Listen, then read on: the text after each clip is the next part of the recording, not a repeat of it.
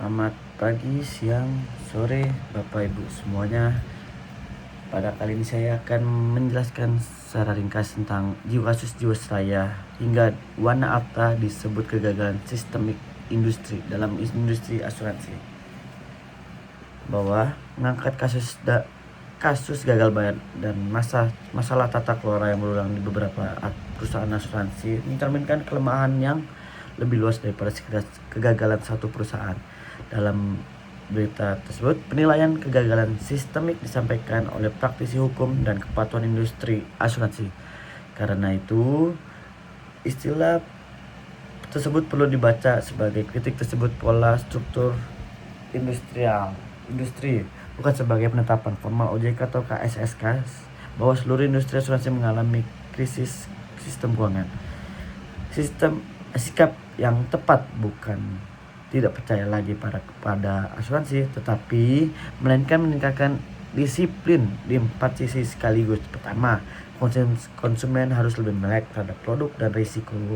Kedua, perusahaan harus mengutamakan solvabilitas, tata kelola, dan perlakuan adil kepada pemegang polis. Ketiga, OJK harus bertindak lebih dini dan tegas berbasis risiko serta market conduct. Keempat, mahasiswa perlu membangun budaya kritis terhadap basis data, bukan hanya mengikuti promosi atau kepanikan di media saja.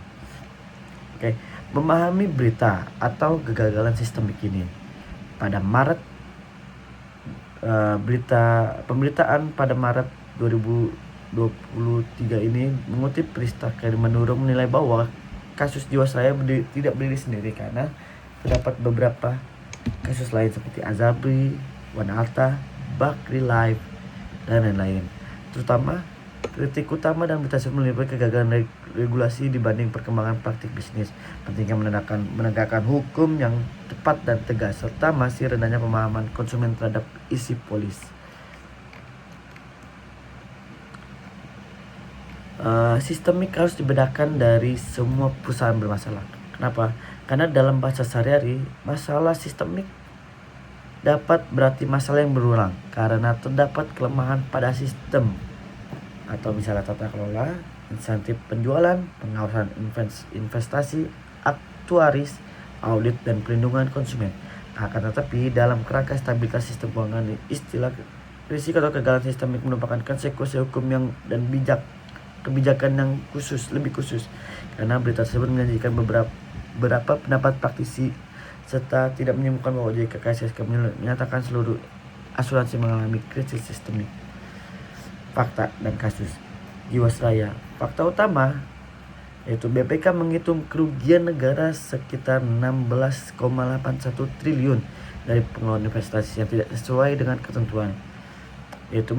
Hal tersebut menunjukkan kegagalan tata kelola investasi dan pengendalian risiko dapat menimbulkan kerugian yang sangat besar. Data ini bersumber dari BPK. Kedua, Jiwasraya restrukturisasi. Per Agustus 2024, manajemen menyampaikan 99,7% pemegang polis telah menyetujui restrukturisasi dan dialihkan ke IFG Life. Artinya, penyelesaian membutuhkan restrukturisasi besar dan dukungan institusional.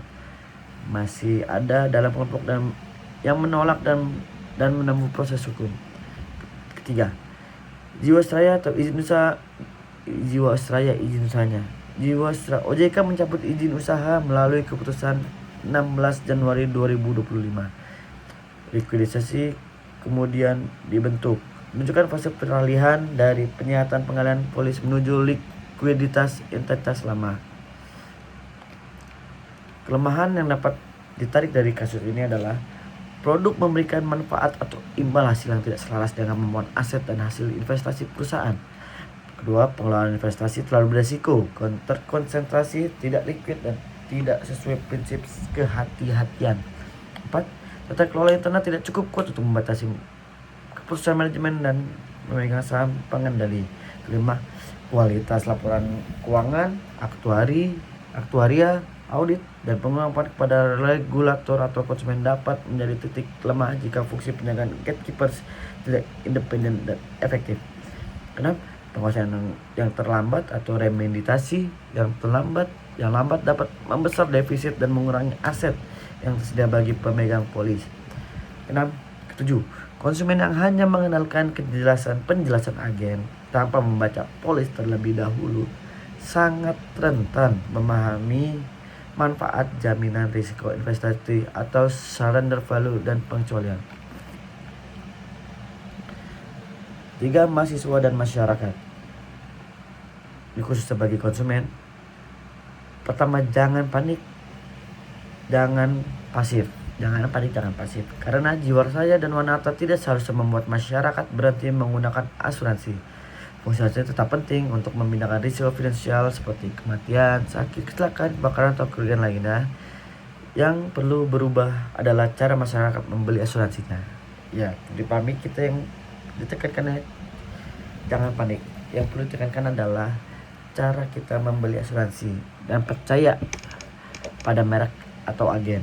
Jangan percaya pada merek atau agen, tapi memahami produk perusahaan dan bukti tertulis. 5. Pemeriksaan penting sebelum membeli polis, yaitu legalitas. Legalitas, pastikan perusahaan saluran distribusi berizin atau terdaftar pada OJK. Jangan melihat hanya logo. Kedua, ketentuan risiko yang dilindungi. Jangan membeli produk yang kompleks hanya karena iming-iming bonus, return, atau tabungan potensi lainnya. Ketiga, isi kontrak. Baca ringkasan produk, layanan serta polis manfaat, pengecualian, masa tunggu, periode biaya, premi, nilai tukar surrender, dan cara klaimnya. Keempat, kesehatan perusahaan. Perhatikan informasi solvabilitas atau RBC, laporan keuangan publik, reputasi pembayaran klaim, perubahan manajemen, dan sanksi pengawasan regulator yang diumumkan. 5. Kewajaran janji. Semakin tinggi manfaat dan imbal yang dijanjikan, semakin penting menanyakan keuntungan resiko. Pasti tinggi dan aman memicu kewaspadaan. 3. Juga memperhatikan hak konsumen ketika sudah memiliki polis. Simpan polis, ilustrasi manfaat, formulir SPAJ, rekam konsekuensi pemasaran, bukti pembayaran premi, dan dokumen klaim bila tertulis jauh lebih kuat daripada lisan. Jangan menandakan dokumen restrukturisasi atau pelepasan hak atau perubahan polis tanpa memahami konsekuensi hukumnya untuk nilai besar atau sengketa serius. Pertimbangan bantuan profesional atau yang independen. Oke.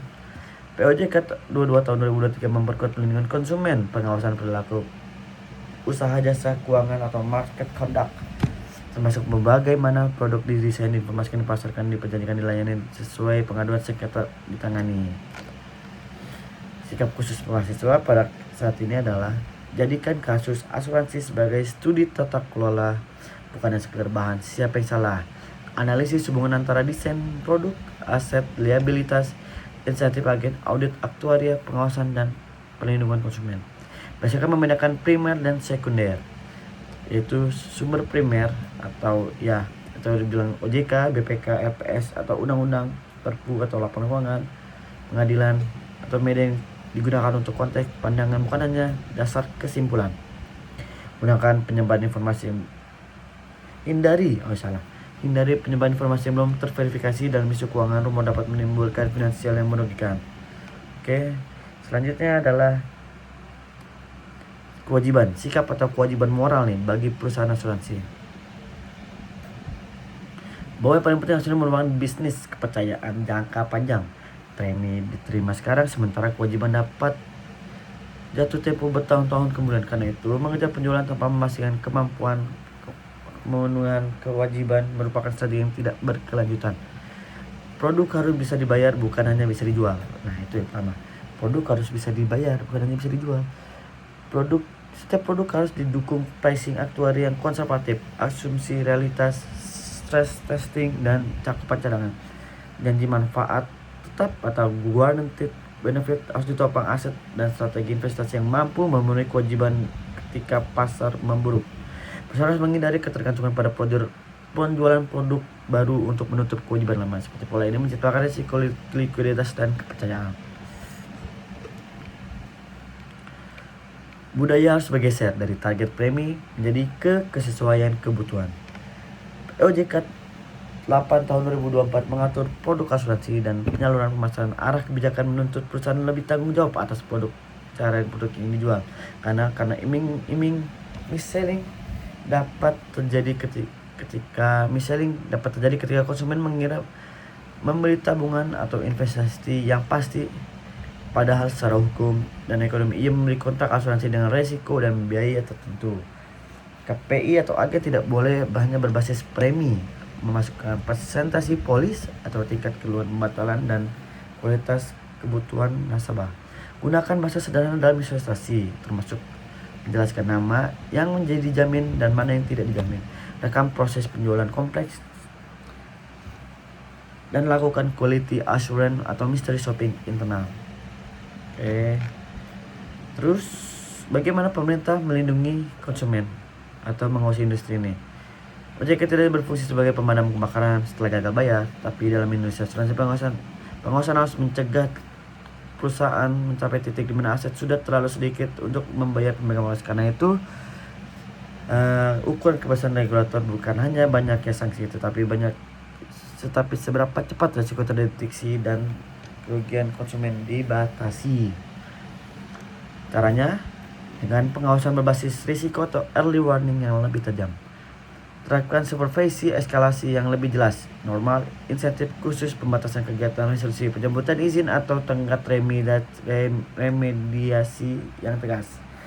Integrasikan data aktuarial, laporan keuangan, data polis, data investasi, dan market conduct untuk mendeteksi perbedaan atau anomali lebih awal. Penegakan hukum harus menyentuh individu dan gatekeepers.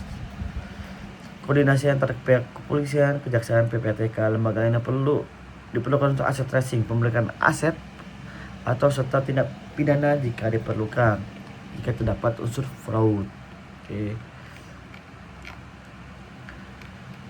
Untuk sejauh ini apakah OJK sudah melakukan perbaikan? Jawabannya, ada reformasi yang nyata, tetapi efektivitasnya harus dinilai dari implementasi OJK. Meluncurkan peta jalan pengembangan penguatan perasuransian tahun 2023 hingga tahun 2027. Temanya yaitu Restoring Confidence Towards Industrial Reform, yang secara eksplisit merupakan pemulihan kepercayaan sebagai agenda industri. Yaitu area yang direformasi adalah area perlindungan konsumen, permodalan kelembagaan, produk pemasaran, aset, liabilitas, dan investasi, manajemen risiko, pengawasan modal 2026, dan jaringan pengamanan. Reformasi tersebut merupakan kemajuan, tetapi tidak cukup bila pengawasan yang berfokus pada pemenuhan dokumen. Pelajaran Jiwasraya dan Wanata adalah bahwa regulator harus mampu mendeteksi kondisi ekonomi yang sebenarnya